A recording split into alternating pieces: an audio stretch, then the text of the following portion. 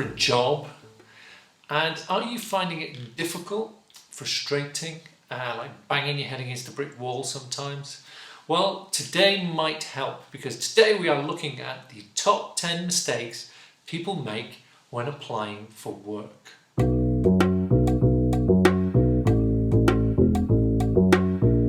Number 1, not identifying your own problems. Now, we all have things that we're good at and we all have things that we need to improve. And the important thing when you're looking for work is to be honest with yourself. If there are things that are holding you back, then you need to identify them quickly and then do something about them. Don't fall into the trap of blaming other people. Be honest with yourself and look at what you need to do to get past this stage. Number 2, your CV personal profile is too generic. What we mean by that is if your personal profile on your CV says nice positive things, but they're just vague and they don't really go into specifics, then it's not going to tell the employer anything about you as a person. Listen to this example of a CV personal profile. A hard-working individual that works well in a team and individually. Competent, versatile, resourceful person who operates in an efficient and positive manner. Can problem solve and pick up new tasks quickly, hardworking and reliable. Now, on the face of it, that profile sounds fine. It sounds good, it's positive, there's a lot of qualities there. The problem is everybody's CV sounds like that. And if I'm an employer and I get that, it doesn't tell me anything about you as an individual. So listen to this one and see how this compares to the first one. I have been working in the healthcare, social care sector for the past 5 years and have experience of supporting people of all ages. This is an area I have really enjoyed working in and would love to make it into a career. Helping people to achieve goals and supporting them to become independent and live fulfilling lives I find immensely rewarding. I feel I am able to build up relationships with people of all ages and regardless of their barriers. If your personal profile on your CV is positive but very vague and very generic, very general, then you're not really going to spark interest in the employer. You're not really going to tell them anything about you as an individual. So have a look at it and see if you can't spruce it up a little bit. Say a bit more about yourself, be specific and give real examples of things, not just general statements. Number 3, unprofessional email address. Now, you may think that Batman is my best friend at outlook.com is cool, but employers won't. So if you have a funny or jokey or hilarious email address, get rid of it. Get something professional, get something that an employer will take seriously. Number 4, not getting your CV checked over. Now, you spend a lot of time hopefully on your CV and you want it to make the best impression you possibly can.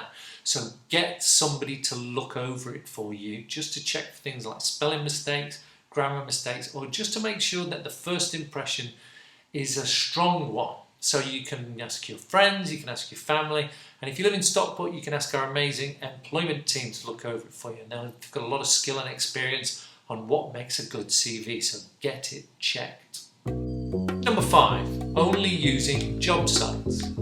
Job sites are probably the main way most people look for work now, but they're not the only way, so don't limit yourself to them. You'd be amazed how many people find work in other ways than job sites. So there are things like using your own grapevine of your friends and family, let them know what you're looking for, handing out speculative applications to companies that you'd be interested in working for, literally walk around and handing out your CV, looking at work placements, looking at volunteering opportunities. There are lots more things you can do. Don't get tunnel vision just into online job sites. Number 6, not keeping a record or copies of your applications. It's important you stay organised, try and be professional about this process, so keep a record. Don't fool yourself on what you've done. Keep it in black and white on paper so you can see what you've done, and don't avoid applying for things. Sometimes we wind ourselves up, go for things, because even if you don't get them, it's all good practice. Number 7, not using the job requirements when completing your application form. A lot of organisations have very concrete systems in place for applications where they've got to relate what you put on your application form to the job descriptions or the job specifications, and they've got to make sure that you've ticked all those boxes, all that criteria is covered in what you've said. So it's worth making sure you understand those job descriptions, and it's worth looking at what you've written and make sure you've covered everything. Because if you haven't, no matter how great you are, you might not get invited for an interview. Also, it's really useful when you read those job descriptions to just see what the company are looking for. That's what they want, so your application form should reflect that. Number 8, not preparing properly for interviews. Now, interviews are very important, so it's vital that you prepare properly. So that includes things like reading the invitation to interview, the letter that you get, and make sure you understand the details, what they need you to do, plan your journey, dress appropriately, and appropriate personal hygiene, please. Have a wash before you go. You'd be amazed how many people don't do that and how these things affect your chances. Make sure you've read the job description and understand it, and make sure you've prepared for standard interview questions. Number 9, learning too much about the company.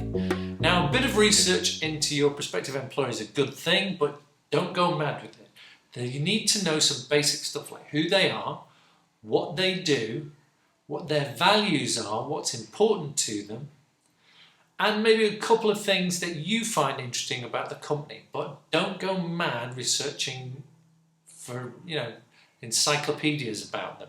You just need to show a bit of an interest. Number 10, take a break occasionally. Job search can be stressful, it can be frustrating, we've said that. So develop a routine, look at it like a job in itself, give yourself a bit of a break, protect your mental and your physical well-being, and just do what you need to do so you don't burn out. Okay, so there you have it. Top 10 mistakes people make when looking for a job. Hopefully that was of use to you. If you're in the Stockport area and you'd like some extra help, then please get in touch with our amazing employment team. They've got bags of experience and they've helped loads of people get into work.